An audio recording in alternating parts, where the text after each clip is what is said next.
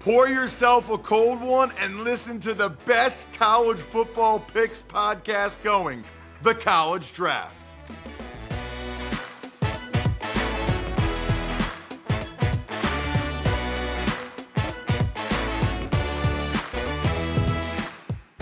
Yeah, it's Daddy Soda time here on the College Draft Podcast presented by DraftKings. The crown is yours. My guy, Emory Hunt, is on fire. Anybody that likes to bet on college football games that you know, tell them they need to listen or watch youtube.com/Ross Tucker NFL, the College Draft Podcast. I've lost track of how many winning weeks Emory Hunt has had so far this year. My co-host, 6-4 again this week, which means he went from 34-30 to 40-34, which is very solid when you're betting college football. Check Emory out. He's all over CBS Sports HQ, CBS Sports Network, but you can follow him like I do on social media at FBallGamePlan, which is his Twitter handle. Football Game Plan on YouTube. I told you ours, youtube.com/Ross Tucker NFL. And then footballgameplan.com/2026 draft guide. Reminder, we start during the season.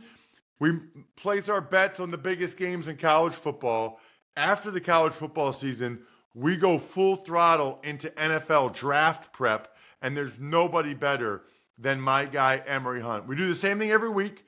We start with reviewing the wins and losses for Emory the week before we dive into this week's bets. Hopefully it'll be another successful one. I'm merely Ross Tucker, the former NFL offensive lineman turned broadcaster. Got 2 radio games the next 4 days. Tonight, Bears Commanders, so I'm looking forward to seeing Caleb Williams and Jaden Daniels. Then Thursday night, I've got the Bengals and the Steelers. So I might be the only person in the history of the world going from 2 22-year-old quarterbacks to 2 40-year-old quarterbacks in 4 days. But that's what's going to happen for me this week. Emory, you did it again, man. Let's start. You laid 15.5 with Ohio State. I did not think that was a good idea against Illinois, but they covered 34-16. I am so impressed with how the Buckeyes have played this year after losing as much as they did last year.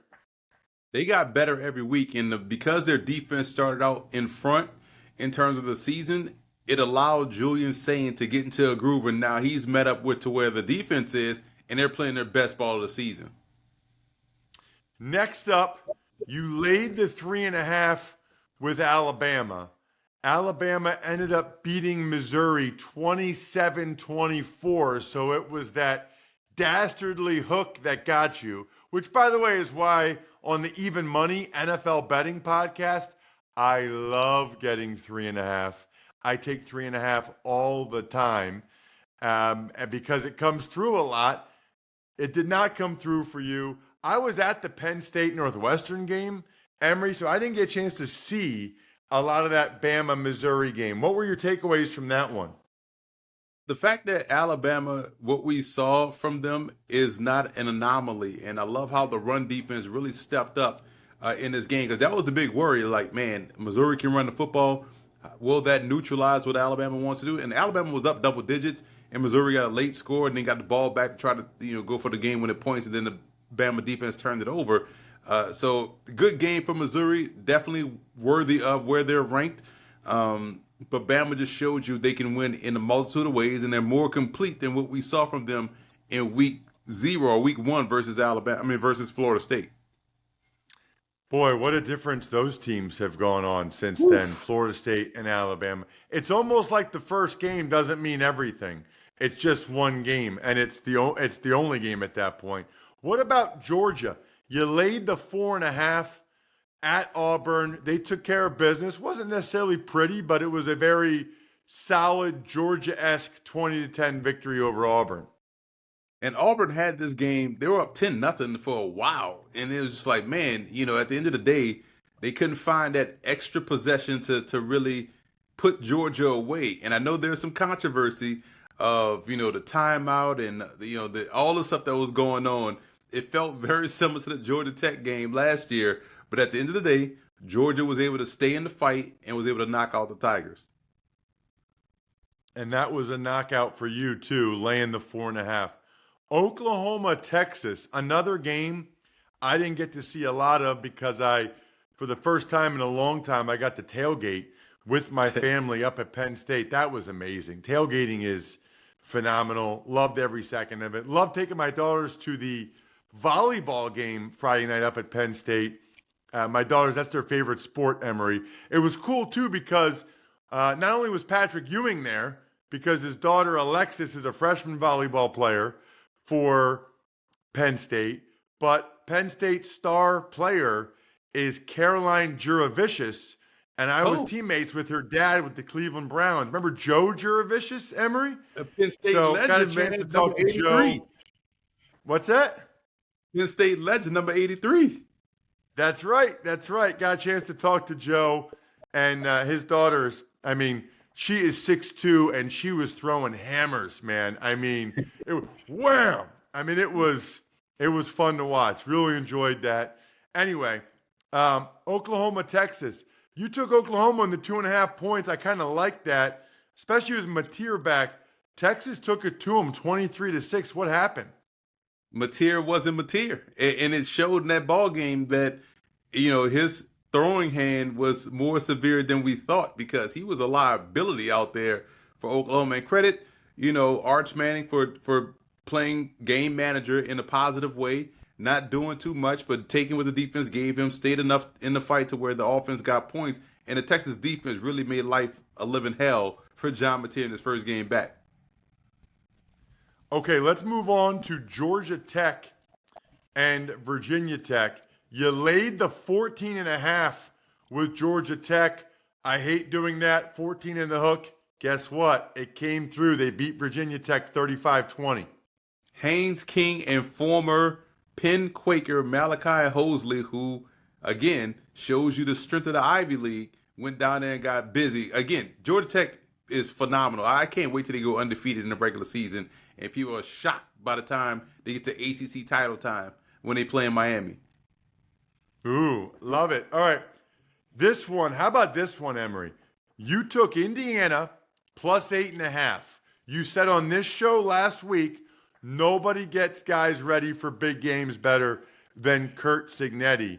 And guess what? They went out to Oregon and won by 10, 30-20. And overcame some adversity. Or, that was a back and forth game. They had a turnover, a pick six, and they bounced back and won by double digits, man. And Indiana is justifiably deserving to be, where they are ranked. I think they're ranked third right now or second. Oh, no, third because they're behind Ohio State and Miami. But, man, this is a really good football team. I'm excited to see how they continue to build on this and not rest on their laurels because the next game is always the biggest game after a big win like that. Then you took Arkansas getting the 13.5 against Tennessee. They lost the game, but that was too many points. You were all over it. They only lost Tennessee 34-31, so you covered easily. Defense, once again, I thought would be improved, but nope, totally wrong. Defense couldn't get a key stop on a quarterback power with Joey Aguilar to get the ball back to Taylor Green, who had caught fire in the fourth quarter, to get them to close that gap to 3. Needed a defensive stop. They couldn't do it. Defense, once again, failed Arkansas.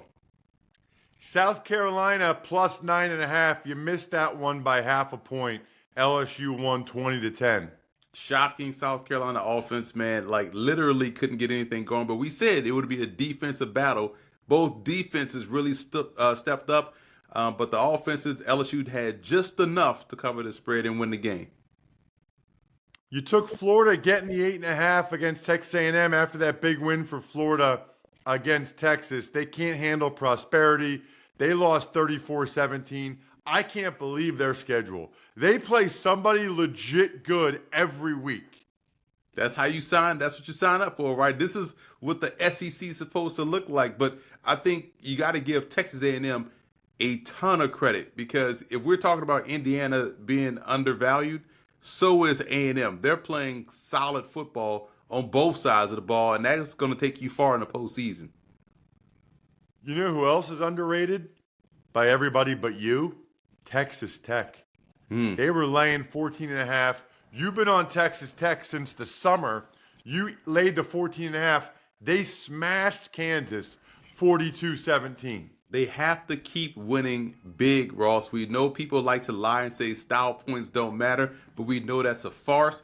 Texas Tech is out for blood. They're out there trying to show everyone that this is money well spent and they're a good football team on both sides. Well, they're pretty clearly that so far. We move on to whatever it is. I've lost track. Week 8 in It's college crazy. football already, which is just crazy. Don't go anywhere. Got to pay some bills real quick. Got a chance, Emory, on Saturday to go to a college game as just a fan, which was awesome, especially when you're tailgating and you have twisted tea and you can keep it twisted. Here's the deal, okay? We're talking about real brewed iced tea with a little twist, literally. It's got that smooth, full flavor you actually want on game day. No carbonation, no weird aftertaste. I cracked one open Saturday at the tailgate. I'm not kidding. It went down easier than a quarterback that has no O-line. So when you're getting ready to root for your team this weekend, don't forget to stock up on Twisted Tea and keep it twisted. I don't know how people live without being able to access all the best games on their phones, especially right now with the MLB postseason, NFL on Sundays, college games. I'm always on my phone going to or from a game, looking at other games. That's why you need to get Fox One. We live for live streaming now. They got all kinds of sports over there on Fox One. You can live your favorite Fox Sports moment and watch it live. Fox Live, Fox One. We live for live streaming now. Let's start with Miami. Emory, you're laying the 12.5 for the Hurricanes against Louisville.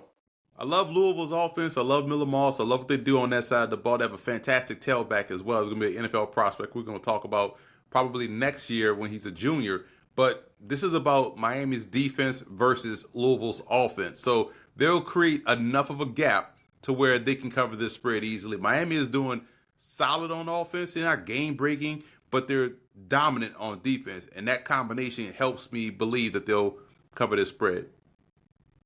Wait, is this right? Are the Vanderbilt Commodores favored against LSU? And you're taking them? Are both those things accurate, Emory? We're in bizarro world, Ross. Like Vanderbilt is a very good football team, and they have a more consistent offense. Can you believe that? Than LSU. Defensively, they'll fly around. They'll make some plays. I like how they play collectively as a team. They, to me, embody what college football is all about. How you have the quarterback that everybody likes, the team that just finds a way to win. They're actually pretty doggone good. And LSU is kind of in that middle ground of like, are their offense going to show up? We know their defense will. So this will be a low scoring game, but I like Vandy and Diego Pavia to make one or two more plays than Nussmeier to win this game. Wow, that would really be something. But I guess that's where we are now in college football. Okay, Georgia Tech. There's certain teams you take every week, and you love the Techs. Georgia Tech, Texas Tech, probably Tennessee Tech, maybe Louisiana Tech. He loves the Techs. Georgia Tech. Georgia Tech's getting 2.5 at Duke. That's interesting. You're taking them. Yeah, because here's the thing. Georgia Tech goes from being, favored in all these games by double digits in some of them to now being a short dog against Duke. Is Haynes King not playing?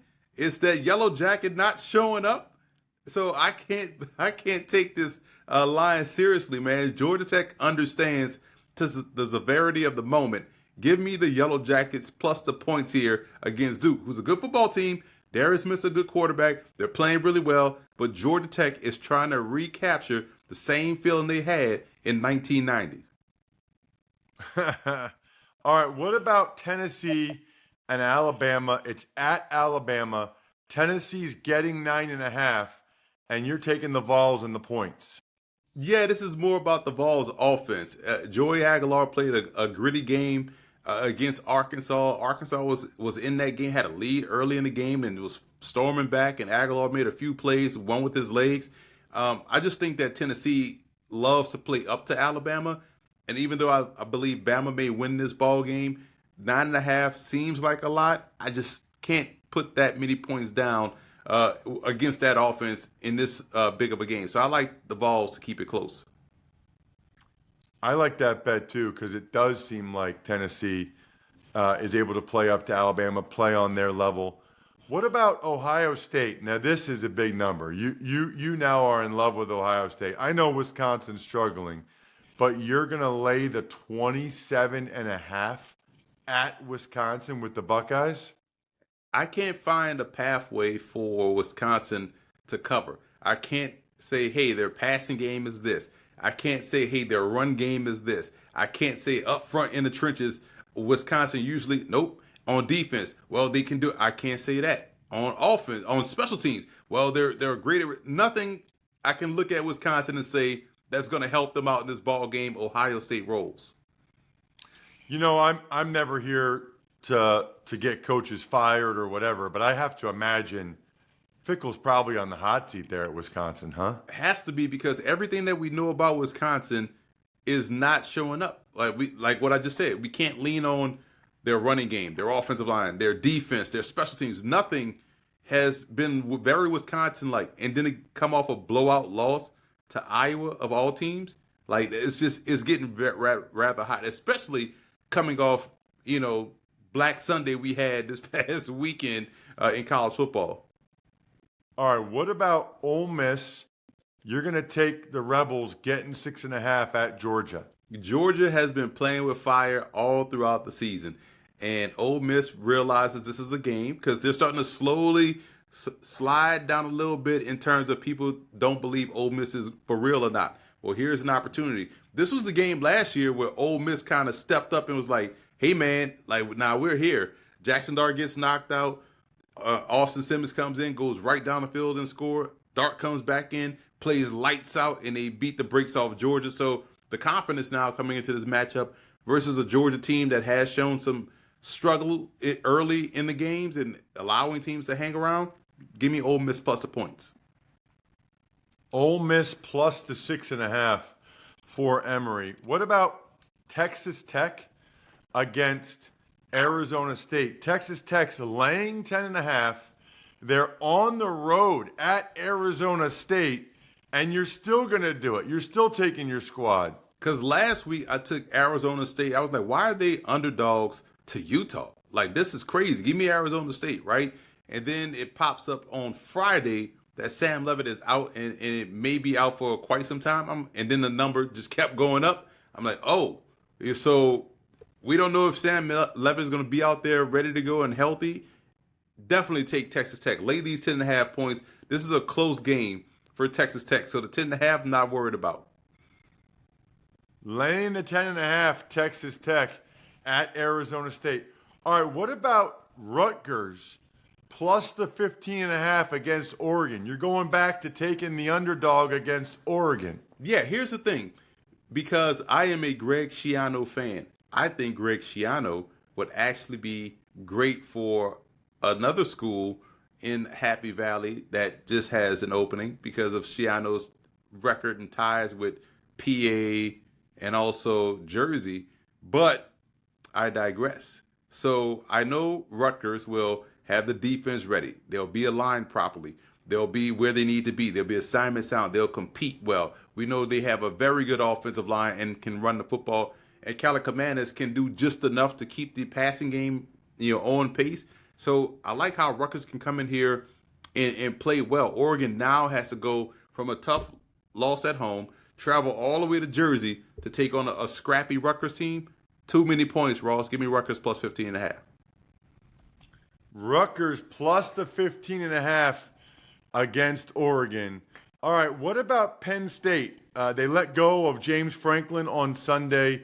You and I will talk about that after we get through all of your bets. But we got Penn State. They're getting 3.5. Drew Aller Their starting quarterback done for the year, a fractured, dislocated ankle, ugly, ugly injury. You got Penn State getting 3.5 at Iowa. Ross, we know how football works, and so we just saw this with UCLA, right?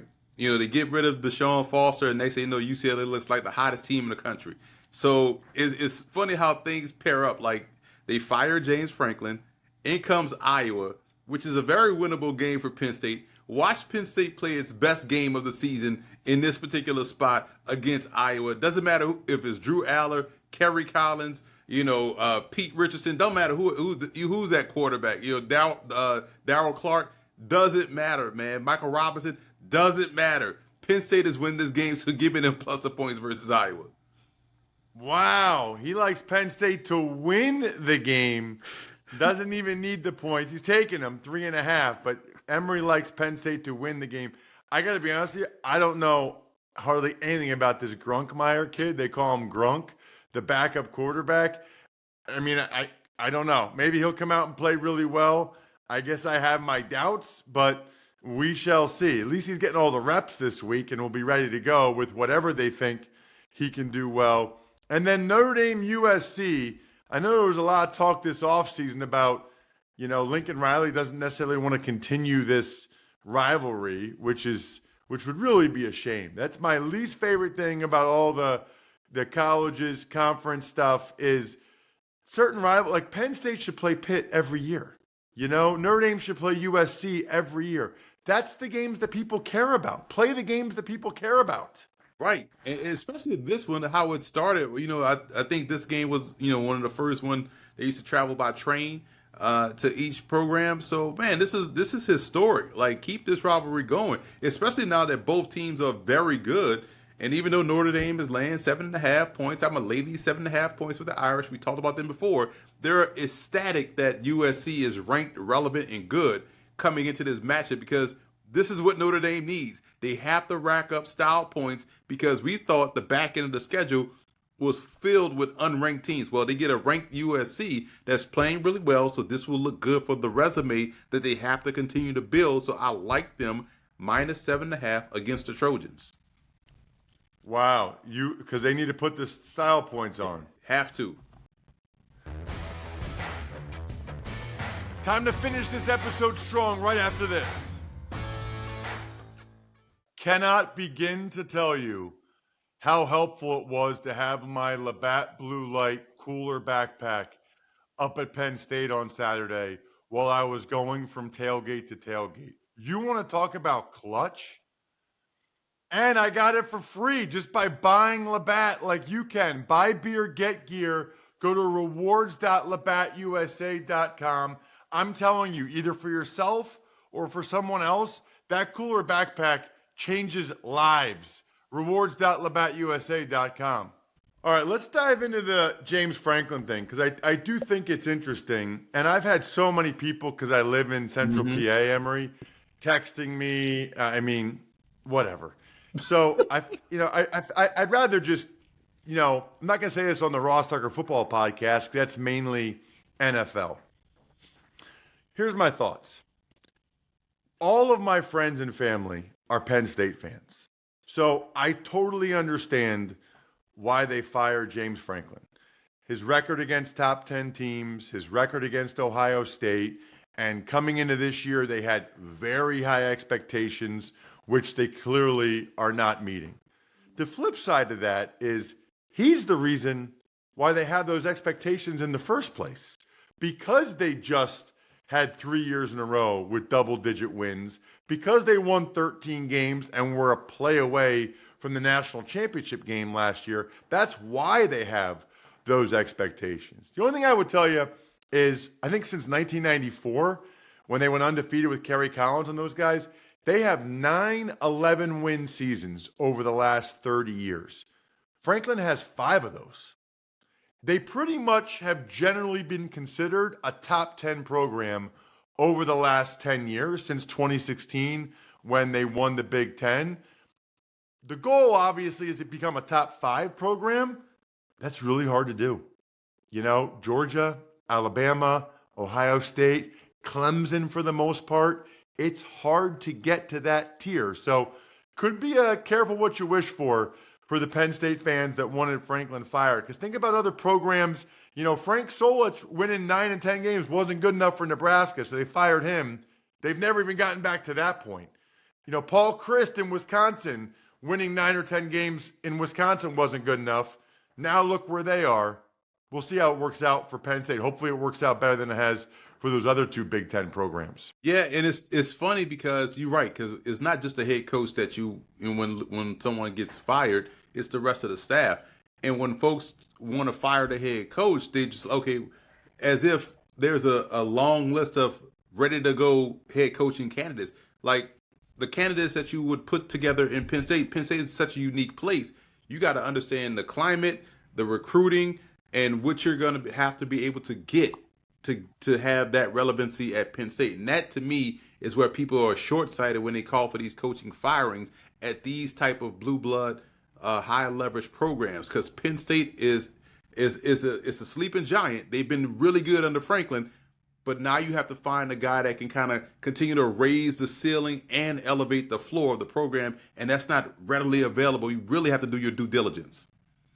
Well, and Emory, like over the last 10 years, I think everybody, by any measure, they've been a top 10 program. Right. Now, they've probably been 7, 8, 9, or 10, but they've been a consistent top 10 program, double-digit wins, finishing the year in the top 10, 12, whatever. I look at it this way. There's 3 scenarios for the new coach. Either he comes in and takes them to that next level, and they're elite top 5, or he maintains them being a top 10 program, or they take a step back. It's a lot more likely that they take a step back than that they become one of the elite with Bama, Georgia, and Ohio State. A lot more likely. So you're making a change with the likelihood being that they take a step back. And honestly, if the guy just maintains and they stay a top 10 program, well, that's what they were under Franklin. So the only way you do this is if you're going to get over the hump. No pressure on that new guy, whoever it is, no pressure. All you have to do is be a top 5 program every year. Otherwise, you'll face the same fate as James Franklin. I understand why they did it. I'm just saying, careful what you wish for. Looking forward to seeing how your bets go this weekend, Emory. You've had so many winning weeks. It's been awesome. Love it, love it, love it. The keg is kicked. We're all tapped out. Thanks for tuning in to College Draft. Make sure to also check out the Ross Tucker Football Podcast, Even Money, and Fantasy Feast, all on the DraftKings Network, YouTube, or subscribe to the podcast on your favorite platform.